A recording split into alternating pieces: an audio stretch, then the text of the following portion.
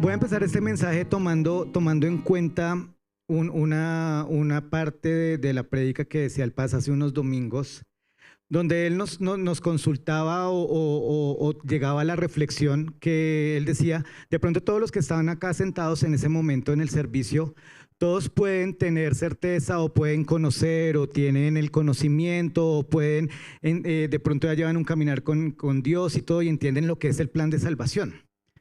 Entonces como que él decía, podemos entenderlo, de pronto conocerlo y todo, pero entonces cuando yo escuchaba eso, llegaba a mí una reflexión de qué tanto de conocerlo, a de verdad yo aplicarlo o a lo mejor yo vivirlo en mi vida ese evangelio, qué tanto está lejos la brecha, qué tan lejos está la brecha de lo que yo puedo conocer o entender a lo que yo puedo aplicar.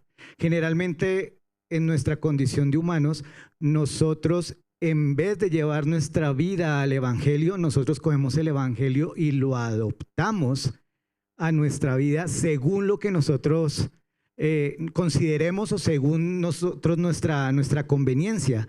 Y él hacía un ejemplo, él se acercaba ahí al piano y hacía el ejemplo que podemos pasar una tarde, digamos, de yo hablarle de música o Chepe, que somos músicos, de explicarle, aquí también René que acabó de llegar, que él conoce de música y todo, podemos sentarnos con él y explicarle qué es la negra, qué es la corchea, qué es el do, qué es el re, y haga así, y él puede tener el conocimiento y lo puede entender. O sea, sí, entiendo entiendo que ese es el do, entiendo que es esta negra, pero de ahí de verdad la ejecución a que él pueda hacer, lograr lo que es hacer música y ser un músico, hay una brecha. Entonces, pero usted lo dijo, no yo. Pero sí, total. Entonces, pero a lo que hoy no me distraiga Paz, a lo que hoy es que una cosa es yo conocer las cosas. Una cosa es que yo llevo un caminar con Cristo, conozco versículos, sé cómo debo operar mi vida, sé de verdad cómo debo conducir mi vida, pero aplicarla, caramba, empieza como que la brecha a expandirse un poco de lo que yo conozco a lo que yo aplico. ¿Y por qué me refiero a esto? Resulta que hace como un mes que tuve el privilegio de predicar en un domingo. La prédica que yo tenía la puse como nombre, no sé si alguno recuerda, se llamaba A pesar de. Y ese a pesar de, llegábamos a la reflexión de a pesar de las situaciones que esté viviendo, a pesar de las circunstancias que yo vivo, a pesar de situaciones o circunstancias que no están tan chéveres en mi vida, que estoy padeciendo de ciertas cosas, a pesar de eso, mi mirada tiene que ser mantenerme en el Padre, de no volvernos unos cristianos por circunstancia, que dependiendo de la circunstancia, yo estoy o no estoy con Dios. Entonces llegábamos a esa reflexión y si quiero decirlo, y tengo total certeza porque lo hablamos, lo estudiamos, sabemos la responsabilidad que es estar aquí parado para poder dar la palabra, que todos los predicadores de esta iglesia, y doy fe de eso, cuando estamos preparando el mensaje, nosotros no somos ajenos a ese mensaje. O sea, nosotros primero somos confrontados en el mensaje que estamos dando. Entonces, si tú recibes la confrontación como cuando estás escuchando, primero el predicador fue confrontado, fue pulido, Dios le fue hablando también para aplicarlo en la vida. Pero en nuestra humanidad hay mensajes que se dan que pegan un poco más que otros, son más familiares para uno que otros, dependiendo de la circunstancia que uno esté viviendo. ¿Y por qué me refiero a ese tema? Porque en el momento que yo estaba dando ese mensaje, yo mismo le decía, no tengo ahorita la intención ni va dirigido a alguien puntual este mensaje, solo si esa persona está pasando por una circunstancia, puede ser de salud, económica, emocional, qué sé yo, alguna circunstancia, que se mire siempre que a pesar de él, el Padre es la respuesta, que así el reloj que yo tengo no se sincronice con la de él, que de pronto él no actúe como yo quiera, que a lo mejor no se está dando la respuesta evidente, él está trabajando en uno. Pero en ese momento que yo estaba dando ese mensaje, lo puedo confesar y puedo decir que mi vida no se estaba aplicando en ese momento porque a pesar, mi vida todo estaba bien. Mi vida emocional, económica, de salud, todo estaba como en una tranquilidad. Y entonces, ¿a qué voy? Que obviamente yo daba el mensaje, yo tenía claro qué versículos usar, yo tenía claro cómo desarrollar todo el mensaje, pero a un nivel de conocimiento más creo que me faltaba el momento de aplicarlo. Y más me demoré yo de dar este mensaje, y Dios, que es tan hermoso y quiere siempre lo mejor de nosotros, y en esa misma semana empezaron a cambiar las cosas. Y les puedo confesar en ese momento que fue un momento fuerte donde toda esa estabilidad empezó a sacudirse. Entonces Dios me llevó como ese a pesar de que la circunstancia esté pasando estas cosas, y lo digo puntual, todos somos acá de familia, creo que no hay nadie nuevo, todos somos de familia, y entonces empezó una situación con mi madre. Una situación con mi madre, de su salud y todo, que como siempre uno dice, no, pues es algo tratable, no hay problema, que vaya a la clínica, listo. Pero la cosa poco a poco se empezó a complicar. ¡Ay, caramba! Y entonces ya como que, y cada día había una situación como más complicada. Lo que uno pensaba que todo era llevadero, ¡ay, caramba! Empezó a complicarse de verdad la situación y tomar un espectro totalmente diferente a lo que uno pensaba. Y Dios me llevaba a eso, de verdad, aplicar ese, a pesar de que yo en ese momento no estaba viendo una respuesta, que estaba viendo que todo alrededor estaba en un conflicto, yo siguiera mirándolo a Él. Y fue fuerte ese momento de confrontación para mi vida y para mi hermano, para mi padre y sobre todo para mi mamá, vivir esa circunstancia. ¿Y por qué tomo eso? Obviamente en esos momentos de clínica, en esos momentos de estar acompañándola y todo, ¿quién quiere ir a una clínica? Nadie. Es un momento fuerte, es un momento complejo, y ella duró varios días hospitalizada. Gracias por la misericordia de Dios, ya salimos de esto, pero fueron momentos fuertes, y entonces lo que era mi hermano, mi padre y yo estábamos frecuentemente en la clínica, pues obviamente acompañando todo el procedimiento. Y tuve mucho tiempo ahí de ver lo que pasa en la clínica, lo que pasa en un hospital, lo que pasa en una zona de urgencias, lo que pasa cuando va a un cuarto, lo que uno ve en los pasillos. Y yo llegaba a la reflexión y veía a todas las personas que en ese momento estaban pasando por esa situación de salud tan complicada, que yo veía que independiente, que quién sabe quiénes eran esas personas, quién sabe cuántos eran sus sueldos, quién sabe qué títulos tienen, quién sabe cómo se llaman o qué influencias son, quién sabe qué tan destacados sean en su labor. Todos estaban en la misma colada padeciendo una situación. Entonces yo, ¿qué veía ahí en ese momento? Todo independiente de lo que esa persona era afuera, ahí era totalmente igual. Y era una situación y era una cuestión donde yo lo puedo resumir en una palabra, que era la demostración de lo frágiles que somos. Que cuando el cuerpo esté en base, dice no va más, ay, no hay nada que hacer. Las situaciones, planes o cosas que uno tenga planeado en ese momento, stop. No hay nada que hacer en ese momento.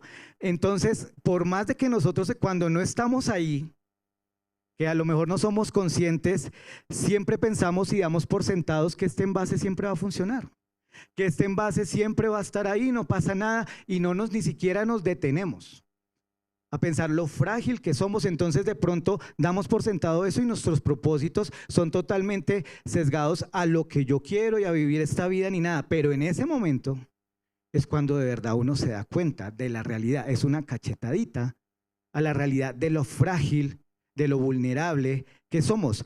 Y lo digo porque nosotros nos hacemos las de las gafas gordas, de las gafas, ¿cómo se dice el término? Gafas, de las gafas, que como que quiero, eso no es mi prioridad o no pienso nada de eso, pero cuando ocurre ahí sí,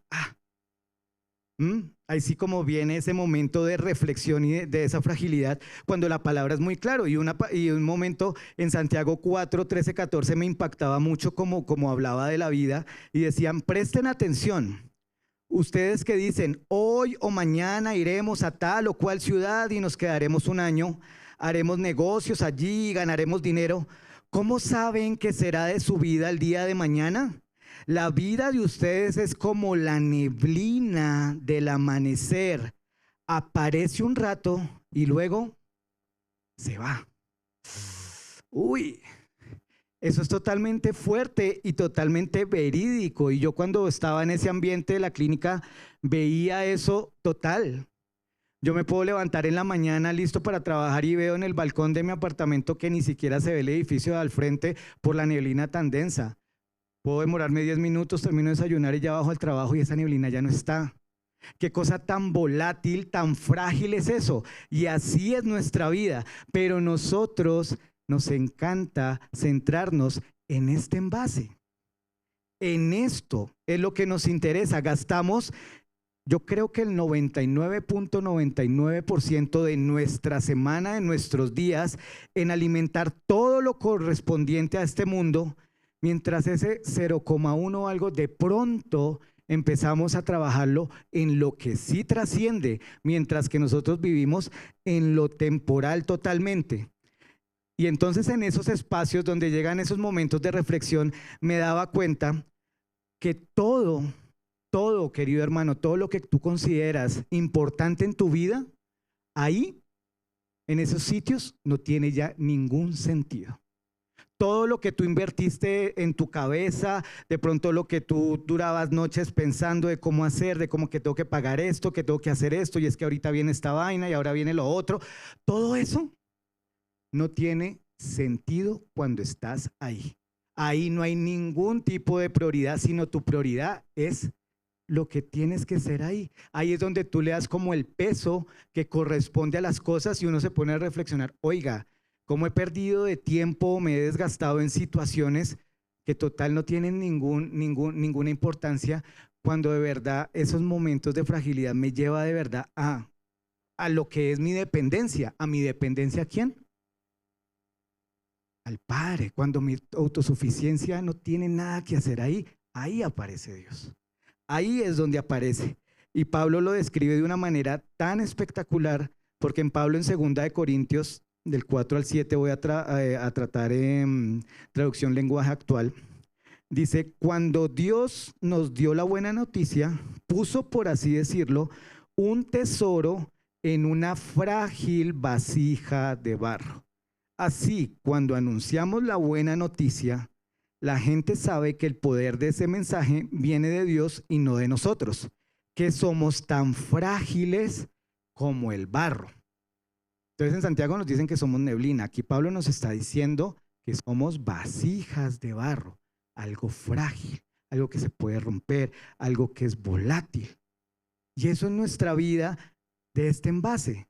Y la palabra es muy claro en decirlo, pero de pronto nosotros nos empecinamos en que esa vasija es lo más importante y la prioridad. Por eso el mensaje de hoy le puse vasijas de barro.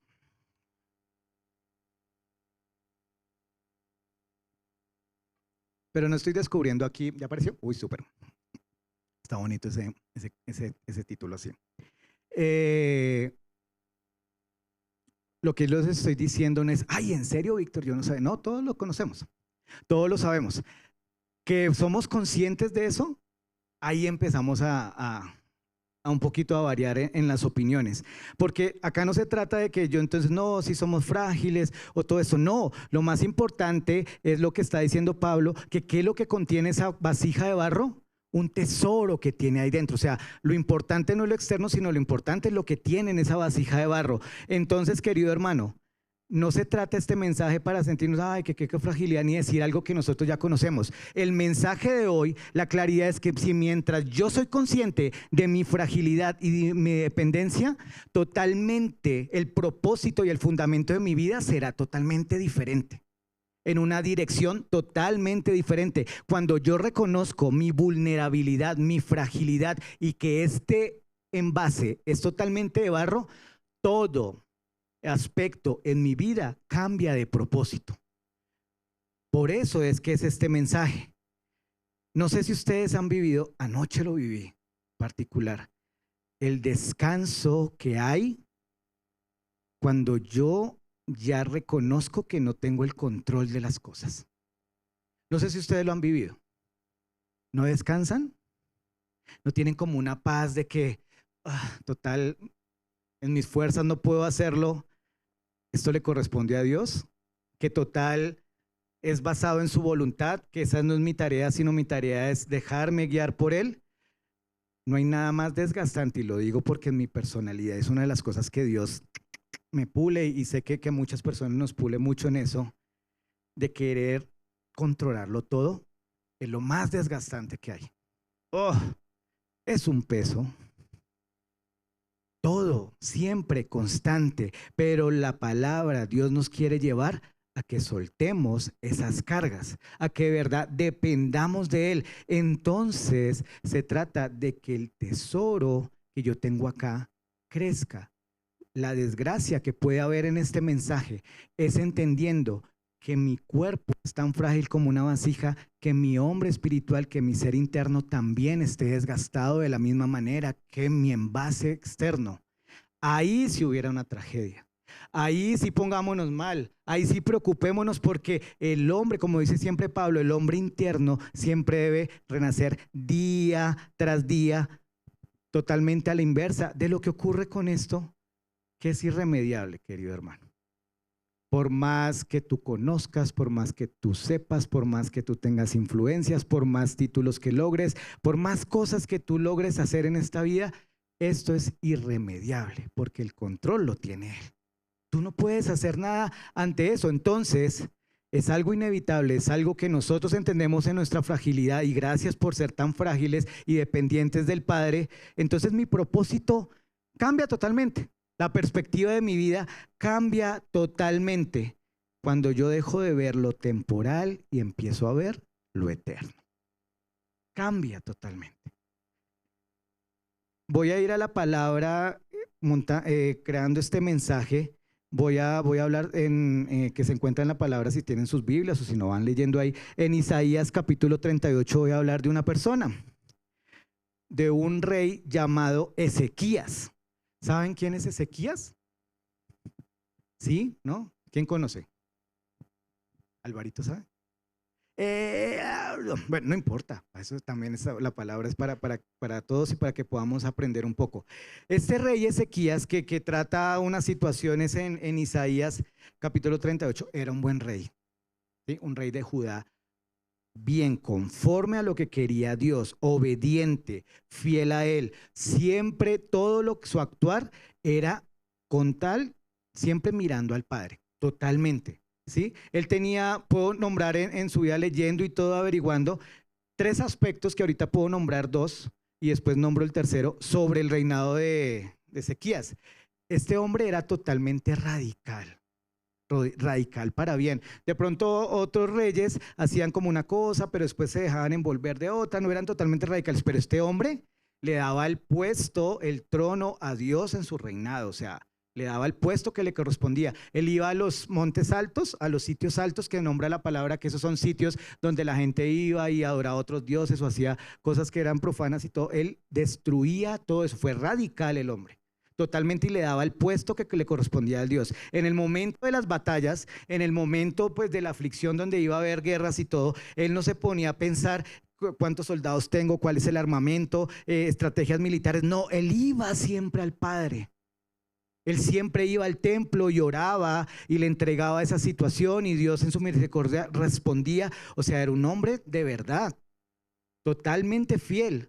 Incluso en Reyes, sé que hablamos de que esto iba a estar en Isaías capítulo 38, pero en Reyes habla algo puntual de este rey, de las circunstancias que le pasaron, pero es algo puntual que aquí noto y es muy importante. En Reyes 18, del 5 al 7a, dice: en Jehová, Dios de Israel, puso su esperanza. Ojo a esto: ni después ni antes de él hubo otro como él entre todos los reyes de Judá, porque siguió a Jehová y no se apartó de él, sino que guardó los mandamientos que Jehová prescribió a Moisés. Y Jehová estaba con él, y a donde quiera que salía prosperaba. Wow, si la palabra dice que si ni después ni antes hubo otro, el man era un personaje, o sea, un hombre de verdad, un ejemplo total de lo que era creer y seguir a Dios, de manejar su propósito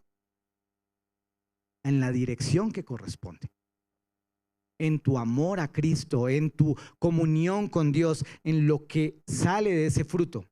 Pero independientemente de eso, Él empezó a vivir por una situación donde estuvo enfrentado a su vulnerabilidad, a su fragilidad. Un momento donde su corona no tenía respuesta, un momento en que sus victorias, en que su dinero, en que sus cosas no podía hacer absolutamente nada. Él totalmente vulnerable se encontró en una situación. Entonces vamos en Isaías 31, en el primer versículo, voy a hablar en Nueva Traducción Viviente, y dice: por ese tiempo, Ezequías se enfermó gravemente y el profeta Isaías, hijo de Amós, fue a visitarlo. Le dio al rey el siguiente mensaje: esto dice el Señor, pon tus asuntos en orden porque vas a morir. No te recuperarás de esta enfermedad. ¡Wow! ¡Qué buena noticia para este hombre! ¿Verdad? Nosotros leemos de pronto la palabra y lo tomamos de pronto como un contexto como ajeno, pero uno cuando lee la palabra debe como mirar como qué le trae a uno. Y yo miraba en la humanidad de este hombre, de este man, yo cómo me sentiría si Dios llega y me dice ahorita: mi hijo, mañana se acabó.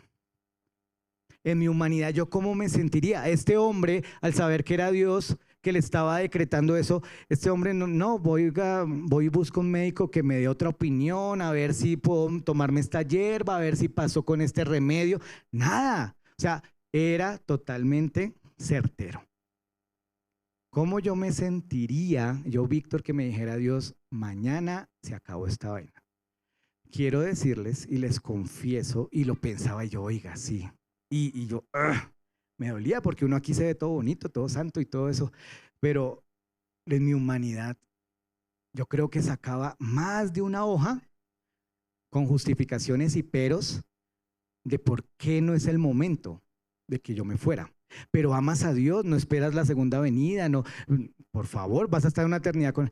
Sí, claro, pero cuesta. En la humanidad es totalmente un plano totalmente que a lo mejor no es tan cómodo, ¿sí? Y yo pensaba y empezaba a sacar justificaciones totalmente loables, pero mis hijos, Santi 8 años, Sofi 5, mi esposa que me ama, ¿cómo va a quedar solita, tan joven y todo eso?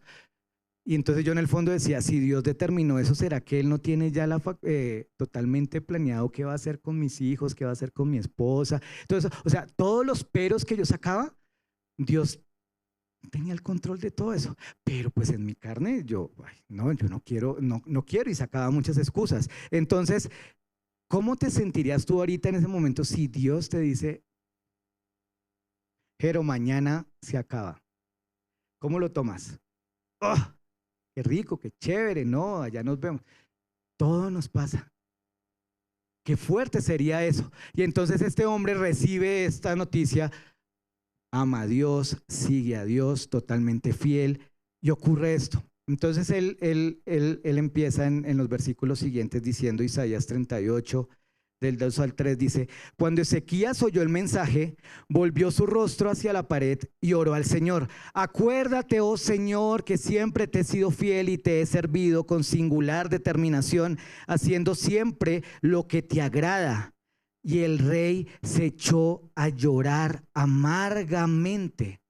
Ezequías mostró su humanidad. Ezequías mostró que sí, obviamente te sigo, obviamente estoy detrás, estoy contigo, siempre soy fiel, pero lloraba amargamente. Y yo en mi escala de juicio, porque yo de pronto sí tengo una mano de excusas y de pronto yo sí tengo justificación, pero si Ezequías dice la palabra, que es fiel a él, que seguía, que fue radical, que siempre regula, ¿por qué él sí se siente triste y llora amargamente? O sea, como pensando, ay, pero entonces ahí hay una cosa que no me cuadra, porque si sigue a Dios, ama a Dios y todo, pues debe estar feliz de que Dios le dijo: listo, hasta aquí llegó. Pero yo en mi trono de juzgamiento decía: ay, pero no, entonces a lo mejor este hombre no. Pero mis excusas sí son determinantes para decir: no, Dios, para mí todavía no es el tiempo. Para Ezequías sí le dijo que sí, listo. Pero me puse a averiguar por qué. ¿Por qué este hombre se sentía así? ¿Por qué lloraba amargamente? Entonces hay que contextualizarnos un poco en la época. Este rey Ezequías leía y los teólogos decían que esa época de su reinado fue en el siglo 8 antes de Cristo, ¿sí? En esa época, querida iglesia, la revelación, el concepto, como el ir entendiéndolo, lo que es la vida después de la muerte, lo que es la eternidad, lo que es el reino de Dios, todavía no había sido revelado tan claramente, sino que eso se ve totalmente claro a partir del Nuevo Testamento. En esa época de este rey, para un hebreo, la muerte significaba como entrar a un sitio que se llamaba como el Seol. ¿Y qué es el Seol? El Seol era como un lugar de sombras, un lugar oscuro, donde ¿qué? Donde no se podía alabar a Dios, donde no se podía hacer nada de manera activa con respecto a Dios. Ay, entonces ahí me cambió totalmente la perspectiva. Este hombre estaba llorando, este hombre estaba mal, este hombre lloraba amargamente porque sabía que iba a terminar su vida y no iba a poder seguir en su comunión con Dios. Y claramente lo dice en la palabra en Isaías 38, 18 y 19. En otras traducciones dice, acá en Nueva Traducción Viviente dice, pues los muertos no pueden alabarte. En otras versiones dice, pues en el Seol no pueden alabarte, no pueden levantar la voz en alabanza. Los que bajan a la tumba ya no pueden esperar en tu fidelidad. Solo los vivos pueden alabarte como yo lo hago. Cada generación le habla de tu fidelidad a la siguiente. Entonces este hombre, su terminación de su vida quería decir que no iba a poder seguir teniendo un vínculo con el Padre. Este hombre lo podía tener todo, pero su prioridad y su enfoque era agradarlo a él. Entonces por eso cuando ya termina su vida, él ya de verdad estaba sintiendo, entonces no voy a poder seguir teniendo ese vínculo contigo, ¿sí? Entonces pasa que Dios en su misericordia le regala 15 años más de vida. Lo sana y le da 15 años más. Y en ese momento de aflicción, en ese momento de vulnerabilidad, como todos cuando estamos viviendo lo que les decía en el plano de una clínica donde uno de verdad empieza a reflexionar muchas cosas en que ha invertido su vida, de qué tan productiva ha sido en lo que uno ha invertido, él llega también a unas conclusiones. Y en Isaías 38, del 9 al 12 dice, cuando el rey Ezequías se recuperó, escribió el siguiente poema. Yo dije, ¿en la flor de mi vida tengo que entrar en el lugar de los muertos? ¿Acaso seré privado del resto de mis años? Dije, nunca más veré al Señor Dios en la tierra de los vivos. Nunca más veré a mis amigos, ni estaré con los que viven en este mundo. Se me voló la vida como la carpa de un pastor en medio de una tormenta fue cortada, como cuando el tejedor corta la tela del telar. De repente mi vida se había acabado. Este hombre vio la fragilidad de su vida, vio lo volátil y dependiente que era el padre, a pesar de ser un rey excelente, de haber tenido victorias, de ser reconocido. Él llega y reconoce y ve su vida como una carpa. El pastor entonces nos llevan a que la vida es como la neblina. Pablo nos lleva a que la vida es como esa vasija de barro. Este hombre, Ezequías, nos está diciendo que su vida es como una tienda del pastor, que en cualquier viento se puede dispersar. Pero ¿cuántos de nosotros, querido hermano, han ido a acampar? ¿Cuántos de nosotros no cogemos una estaca y de verdad lo mejor? Yo he tenido malas experiencias, no es mi talento, pero colocando las estacas para poner bien una carpa. Entre más fuerte uno y aprieta una estaca bien gorda, o sea, que no la mueva nada. Así somos de arraigados a esta vida. No nos preocupamos, no nos ponemos una intencionalidad en de verdad, en el tesoro que hay aquí adentro, como dice Pablo, sino en reforzar esa estaca. Cuando el mismo Ezequías dice, el tejedor puede en cualquier momento y cortar esto. Entonces llega a ese momento de reflexión y saca más conclusiones de una manera hermosa. Dice en Isaías 38, 17, dice, sí, esta angustia ha sido buena para mí, porque me has rescatado de la muerte y has perdonado todos mis pecados. Entonces, él reconocía que de pronto en ese momento de distracción, nunca hubiera podido tener las reflexiones que en ese momento tenía. en un momento de enfermedad, y lo hablaba con mi madre, llegamos a tantas reflexiones debido a esa circunstancia que se estaba viviendo, que estábamos seguros que en un momento de distracción o cuando damos por sentado las cosas, nunca hubiéramos llegado. No más con decirles que el respirar para mí ahorita lo veo de una manera diferente. Cuando una persona tiene que estar dependiendo del oxígeno, yo ahora valoro que mis pulmones puedan respirar sin problema, porque sé que hay personas que ya no. Y damos por sentado eso. No valoramos esas cosas, sino estamos totalmente esclavizados en este envase. Y Ezequías se da cuenta que la verdadera necesidad de unos años más no es para el bienestar de esta tierra ni para el bienestar de esta vasija, sino para el bienestar en su relación con Dios. Entonces, hermano, la vida no se te dio para alimentar, y discúlpenme la expresión, para alimentar lo que se va a pudrir. La vida se te dio para alabar al que te la dio, al que entregó su vida por ti. Para eso es la vida.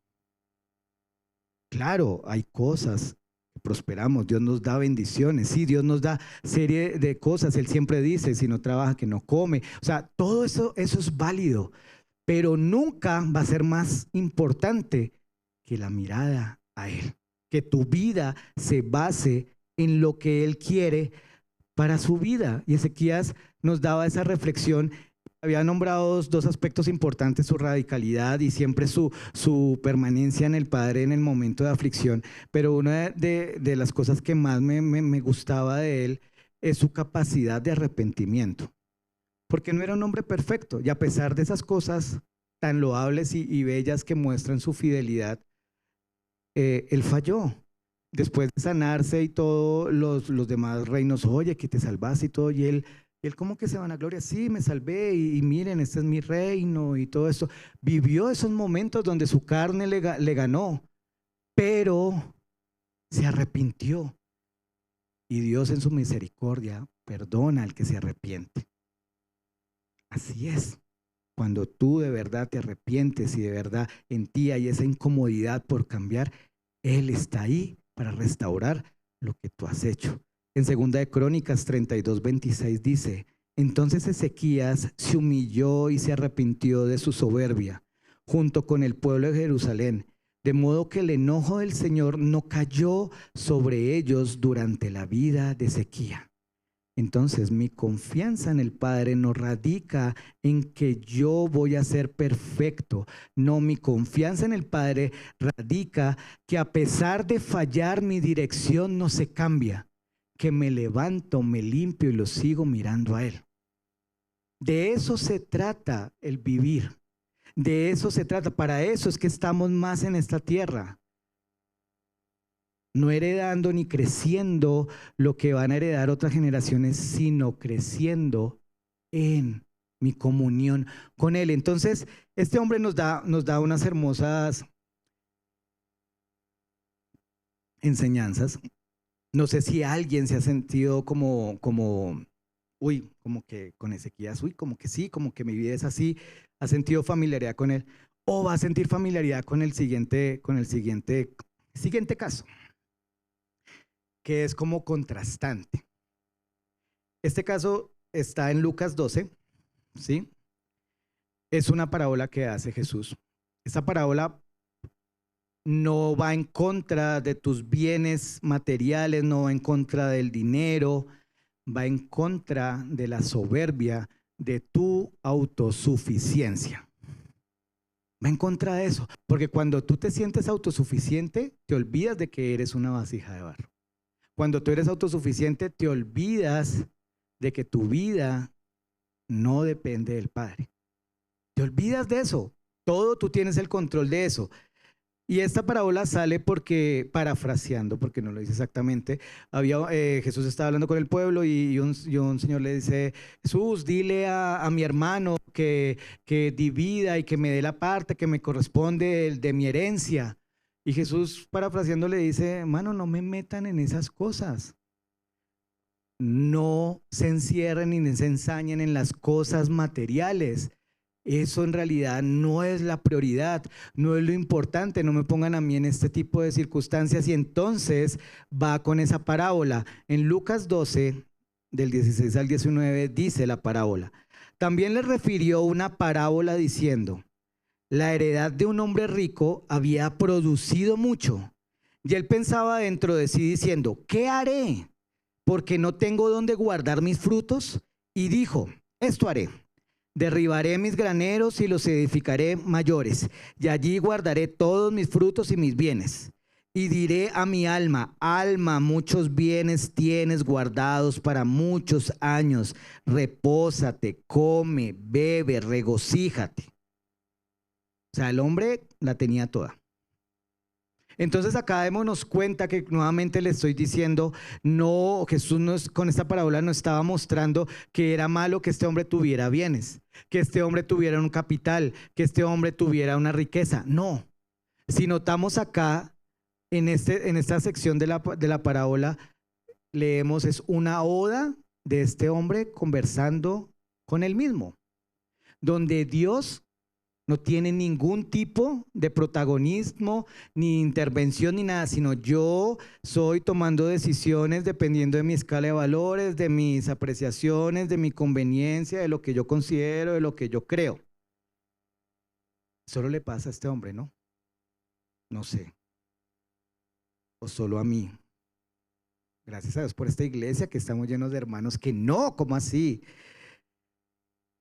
Siempre tomamos las decisiones a veces basado en esa escala de valores y Dios por ahí no está. Y este hombre llegaba a hacer lo mismo y daba su monólogo y tomaba decisiones y todo. Él confundía la duración de sus bienes con la duración de su vida. Él lo veía como igual.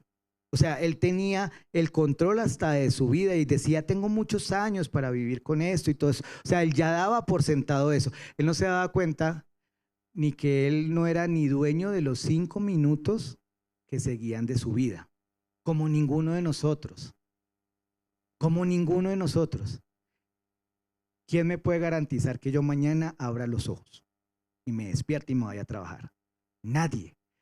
Lo repito, no es para estar nosotros pensando: ay, ¿será que mañana es el día? ¿Será que Dios me va a pedir? No, es para que de verdad, día a día, nuestro propósito sea totalmente en la dirección que corresponde. De eso se trata este mensaje. Y entonces llega la respuesta de Dios ante ese monólogo de este hombre diciendo: no, voy a vivir y con mis propiedades y guachu, guachu, guachu, guachu.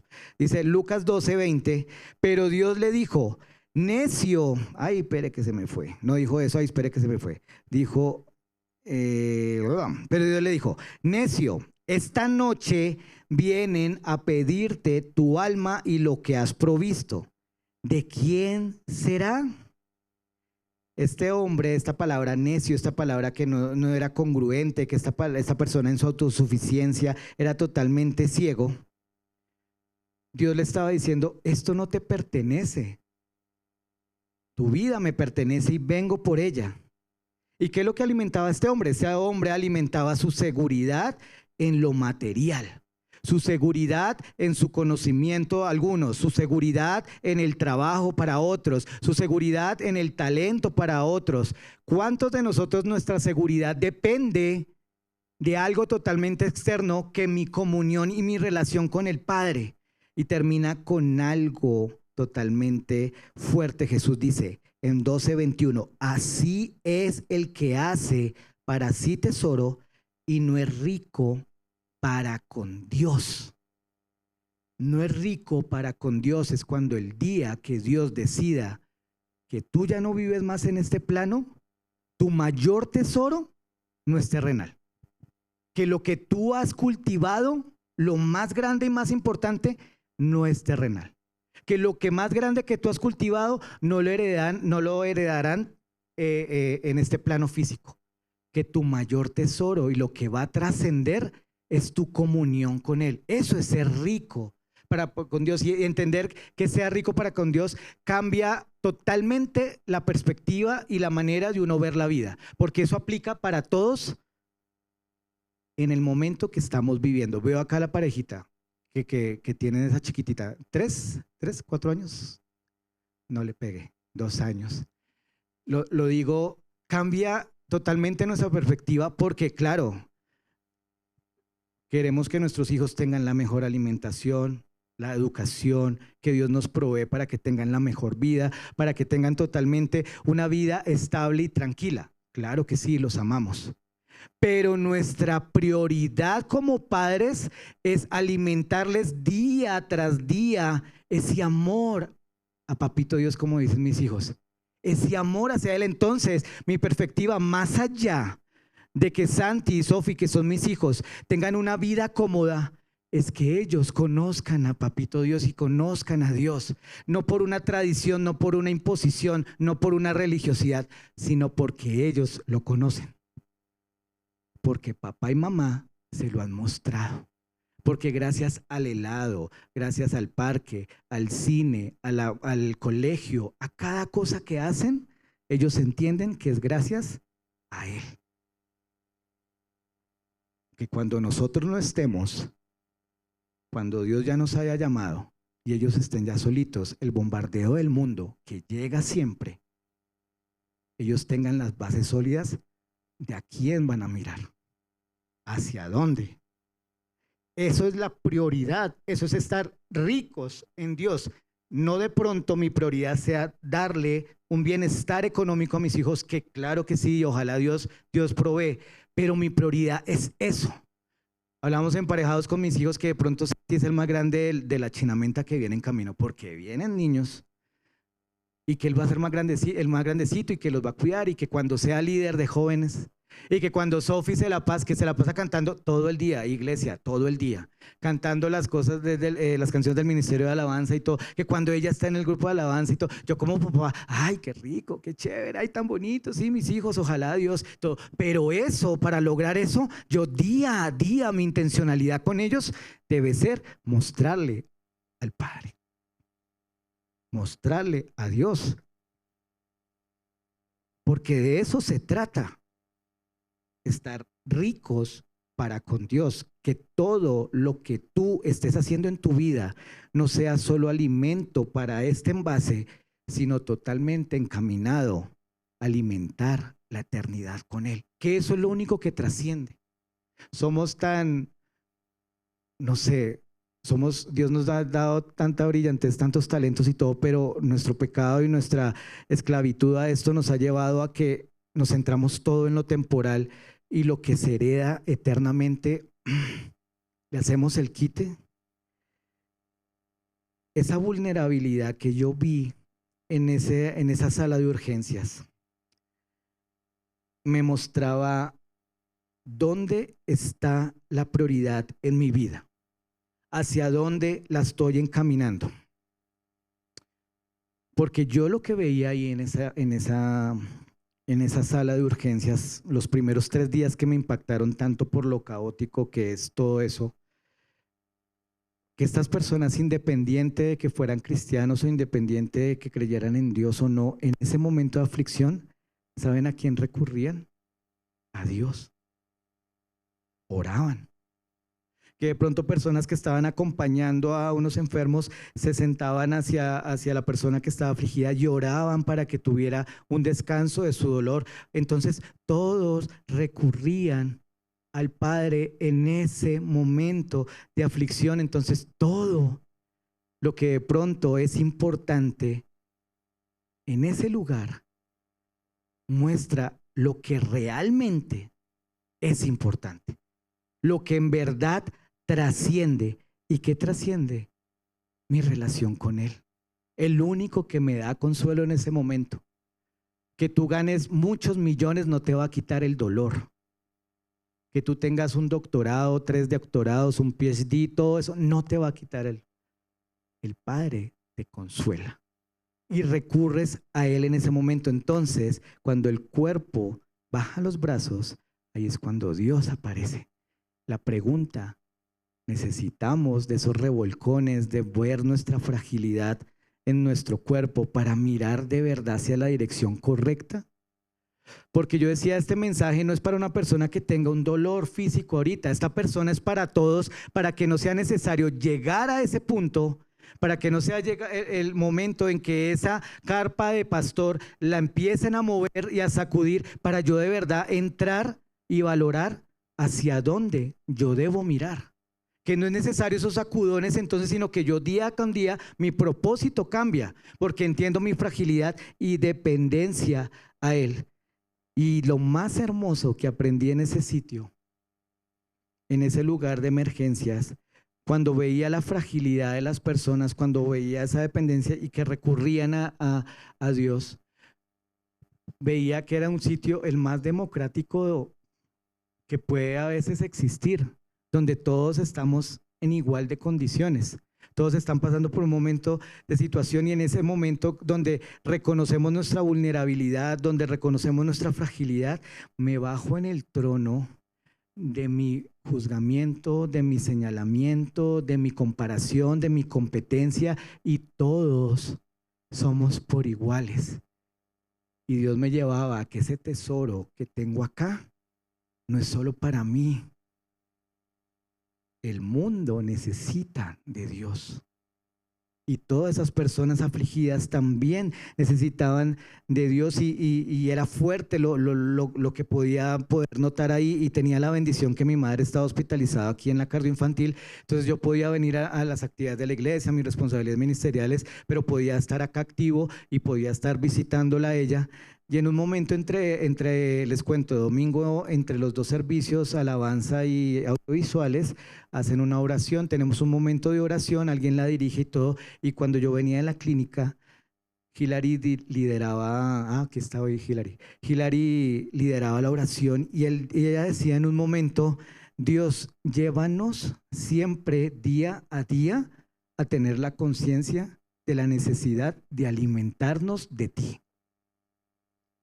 Pero lo terminó de una manera genial que yo le dije al último, no eres tú, eres Dios, es Dios que te revela esas cosas, porque decía, llévanos a diario a tener la conciencia y la objetividad de alimentarnos día a día de ti para darle alimento a los que no te conocen. Yo necesito alimentarme del Padre para poder darle algo a esa persona. Y en ese momento de fragilidad, oh, qué necesidad de Dios hay. Qué necesidad de Padre se necesita en esos momentos y siempre nosotros debemos estar conscientes de que necesitamos estar con Él para poder alimentar a los demás, porque ese tesoro no es solo para nosotros, es para todas las personas que necesitan totalmente de Él. Entonces, querido hermano, reconoce tu fragilidad. Querido hermano, reconoce tu vulnerabilidad. Deja tu orgullo a un lado un momento y no, ay, pero ¿por qué? No, yo no quiero ser frágil. No, deja tu orgullo ahí y reconoce quién es el dueño de tu vida. Querido hermano, que no sea necesario que pases por un momento donde tu envase al cual tú le has dedicado mucho tiempo y mucha energía, baje los brazos y ¿qué queda? Lo único que queda es lo que va a heredarse. Lo único que queda es lo que va a trascender, es tu relación con Él. La vasija de barro se va a romper y va a quedar ahí. Lo que va a trascender es el tesoro que tienes adentro en el corazón.